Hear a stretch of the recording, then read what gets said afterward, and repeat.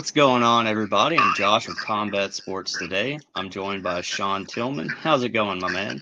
It's going good. It's going good. Everything's good. I'm blessed.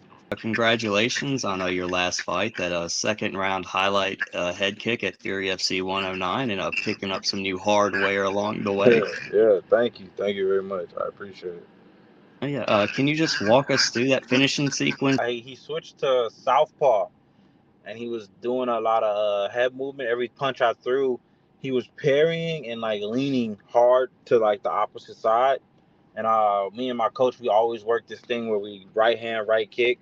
And when anytime someone's leaning, so you ghost the right hand, and then you send the right kick right after it. So while they're parrying, they're like kind of slipping, and then you throw your head kick right at them, and then they don't really have any defenses. So just training took over, I guess, and I threw the head kick. It landed perfectly. And what were like kind of your emotions after something like that? 'Cause I believe that was your first KO. You're normally submitting guys. Yeah. It was great. It was great, to be honest with you. I was surprised. I didn't, to be honest with you, when I first hit, I didn't feel like the head kick land as flush as, like, I saw the picture, and I didn't think it landed that flush. So when I followed up, and I was like, oh shit, he's out, and then they pushed me off him. So it was it was great, to be honest with you. It's a pretty amazing feeling. I was super hyped just in general. Like you said, it was my first knockout, so I was like, oh man, because in training, people always tell you things like, hey man, yeah, you got some power in your hands, and like I was always a pretty decent striker. I don't. I feel like I got, like you said, I got a lot of submission finishes, so I'm just happy that like my all this work of my striking has showed off. Like, I started in Muay Thai, so you would think I would have a knockout victory by now, but I'm just happy it came anyway. I mean, whatever gets the job done, it's still, a W on the record, and that's all that matters at the end of the day, Yeah, really. yeah, yeah, exactly. Yeah. Just going to give the people a quick background information real quick in case this is the first time coming across you, especially after, that viral KO. Mm, Uh, you're an amateur. You just started that, what, in 2022. You're yeah. already 6-1 with Hmm. 3 submissions, 1 KO. You Yeah. train at Thug Jitsu under Eve Edwards, the Hmm. legend. Yeah. Yeah. I also train with Michael Chase Corley at Heritage Muay Thai. And kind of speaking towards, training with Eves, I noticed you guys kind of have a little segment on the Instagram of how to Oh, fuck people up with Eve and yeah. Shawn. How Yeah. did Yeah. that start? The coach just wanted to start filming some content, just to get stuff out there, get it going. I just so happened to be the guy that was there that day. So we've been doing it. I love doing it. It's always fun. We get together with Jesus, and he films the stuff for us. He's always like down to film. Sometimes we film like pretty late at night, so it's like it's always a good time. He bounces ideas off of me, and I like bounce ideas off of him. It's usually we just kind of let it happen. Awesome, man. And it is great content, just giving some feedback from, people that are watching. Definitely keep it up. And since we're kind of on your background and everything, where did your combat sports journey begin, and what made you decide, hey, I want to go be a fighter? Okay, this is kind of a story, but so like I've always been interested in combat sports. I used to hang with my dad, and they used to watch like a bunch of boxing fights and stuff like that. And I always wanted to do it. I always wanted to be into it and get into it, but my mom never let me do anything like that, like ever at all. She didn't like want me doing anything dangerous. Naturally, as she should. Like, I'm her son, I'm her baby. She doesn't want me getting hurt. She doesn't want to see me getting hurt. However, I graduate high school, and like most people who graduate, like most kids who graduate high school, I get into like some arguments with my mom, and she kicks me out of my house. She kicks me out of her house, and I go to live with my dad. I had been telling my dad about my aspirations to want to be a fighter, and he told me to go try it out. He literally just was like, "Hey, look, you're here now. You got the time. Go try it out. See how much it is." And he paid for it. He was like, "I'll pay for it. Don't worry about it. But you still got to be in school. You got to go to school. You got to do that. So I did it. I stayed with my dad for around, like, I want to say 3 to 4 months at the time, and during that time, I literally just Googled Muay Thai in my area or MMA in my area. I don't remember which one I Googled. And Heritage came up. That was the first one that came up. I went straight there. I didn't look up the schedule or nothing. It was like maybe this might have been like a Thursday or something like that. I just went straight there to the gym. Didn't look at the schedule. Got there. I got there right in time for like the like 6:30 fundamental Muay Thai class. It just and then I was looking for MMA, but I was like, okay, I guess I'll start my base with like striking. And then it just so happened to be that they had an MMA program there at the time. It wasn't ran by Eve, but it was the MMA program that was there. So I was like, oh, this is perfect. And as I started to train, I started to realize like, oh, like I'm pretty decent at this. This is going pretty good. Things are kind of lining up for me, and it's been great ever since. Michael Corley has shown me like a lot of love. He's given me a lot of wisdom, a lot of knowledge. He's helped me in ways that he doesn't even know, along with Eve. So it's been great. It's been a great journey so far. Awesome, man. It sounds like you got a great support system behind you, some great coaches and Yes. everybody behind you. And that's, always important in any aspect of life, especially such a difficult road as being a fighter. Yeah. So you kind of average 2 fights a year. Are you Mhm. looking to get back into the cage again this year? Or can you give us any hints at anything you're working on? I'm looking to get back in this year. Hopefully, like for November. Before my last fight, I fractured my hand, so I'm kind of seeing how that plays into things, and just waiting on that to heal up. But hopefully, I can get in like November, late November. I think there's a card on the 21st. I want to hop on that. So Awesome. And if things keep progressing the way they are, you finishing all these people, get stacking these highlights. mm. When can we expect you to turn pro? And I'm assuming you're going to be turning pro with Fury FC, obviously. Oh, yeah, for sure. Definitely turning pro with Fury FC. Me and my coach decided we want to defend this belt, defend it once and then go pro. So after this next one, after I defend it, I'll be going pro.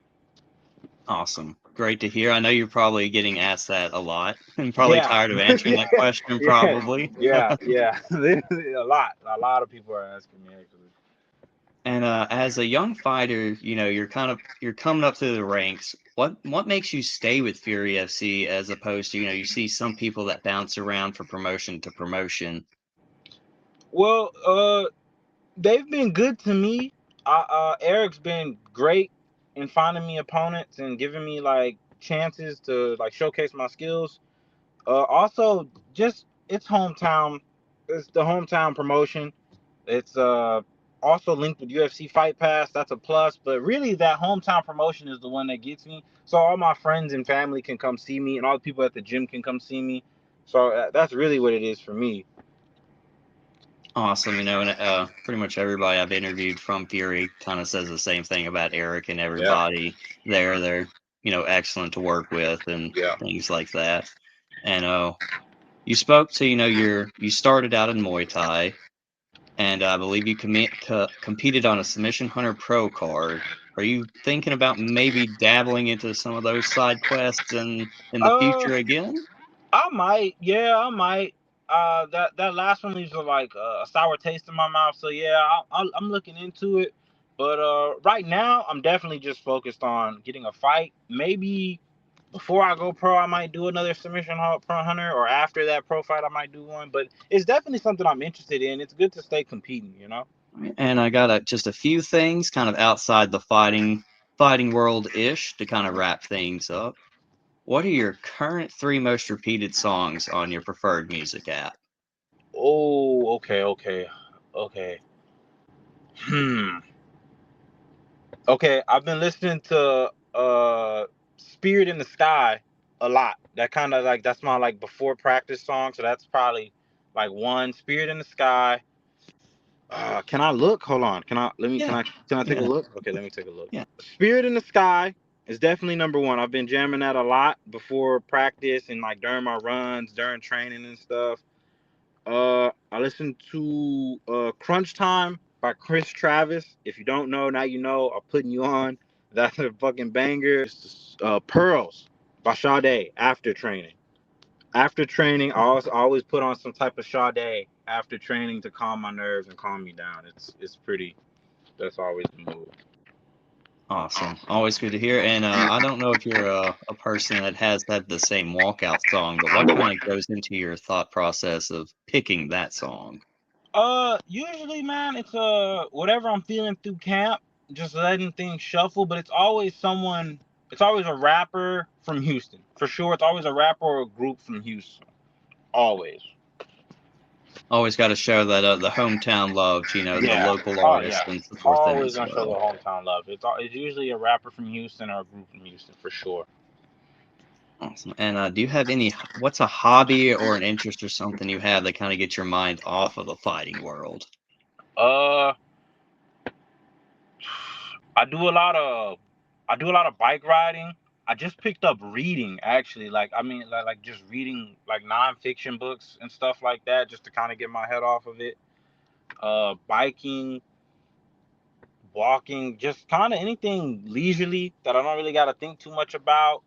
I usually go up to Memorial on like Sundays and like walk the like track, just kind of walk it on my own, put some headphones in, listen to some music, kind of get out my head, or I ride my bike around like my neighborhood and stuff like that. If you had to recommend one restaurant in your area, in the Houston area, what would that restaurant and what is your go-to order there? Okay, so at my gym at Heritage, all the guys we usually go to the taco stand right here on Shepherd, in the Heights. And the thing I get, and the only reason we go is because it's open late and the food's pretty good. So we go after practice. Usually, like we get there like 10 or something, and they're open till 12. But I go and I get a supreme burrito, no sour cream, with avocado. That's Oh, my go-to. And if I'm really feeling it, I'll get a Jamaica to drink. yeah, that sounds like an awesome order. If Oh I'm in yeah. the Houston area, I'm definitely gonna have to check out that little Oh yeah. Y'all should taco definitely truck check it out. Y'all stand should there. definitely check it out. Mhm. Right. And the last thing I have is what is something you'd want to tell your future self, say 10 years down the road, if you stumble across this video again? Oh man, did we achieve what we were looking for? And if not, did we find something better while looking for it? That's what Oh, I would that's a ask. good one. That's Oh, what I would that's a ask. good one. Yeah, because I know that like on this journey, like God forbid something happens like to me, and I maybe I don't achieve the goals I want or something, whatever. God forbid. I know that I'll find something better. That's usually kind of what I've like I found out about myself, that if I don't achieve the one thing that I'm looking for, I'm always looking for something next, the next thing, the next step, the next better thing. So yeah, that'd be what I ask myself. Would have had to, throw in a little deep cut thing there, real Nah, quick yeah, at no, the it's end fine. there. It's fine. It's fine. And the last thing I really do have for you is, do you got any loved ones, training partners, coaches, sponsors, anybody you want to give a shout out to? Oh, okay. Wow. Okay. Shout out. I want to shout out my two head coaches, Michael Chase Corley, Eve Edwards. First and foremost, those guys have given me so much knowledge. They've given me a bunch of opportunities to not only fight or train or whatever, just to talk and be mentors and help out where I can, and help in ways that they don't even know how much they've helped me in my life. Next I would like to shout out, man, I'd love to shout out so many training partners. Rafion Stotts.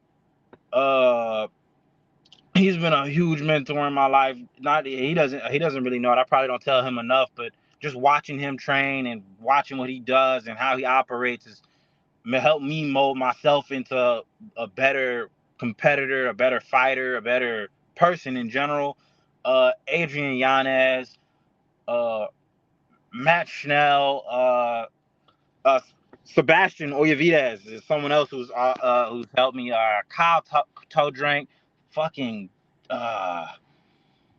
anyone who I've trained with. I don't know. I got a bunch of guys I could name. Santiago Garcia. He's a younger guy under us, but he's shown me what heart is and how to be like that. That kid has more nuts than I'll probably ever have. I remember for his first amateur fight that I will always remember that. Louis Waldo, he's fighting this weekend. He's probably cutting weight right now as we speak. Sponsor wise, there is one sponsor that comes to mind. I want to thank Trent with Urban Canine. He's been such a fucking blessing to me. He was my first sponsor. He's always held it down. I will always be thankful to him. And last but not least, I want to thank God, my mom, my dad, and those are the people. I know that was a lot. That was a lot of people, but those are the people I'm thankful for. If I'm getting the opportunity to thank them, I'm thank them now.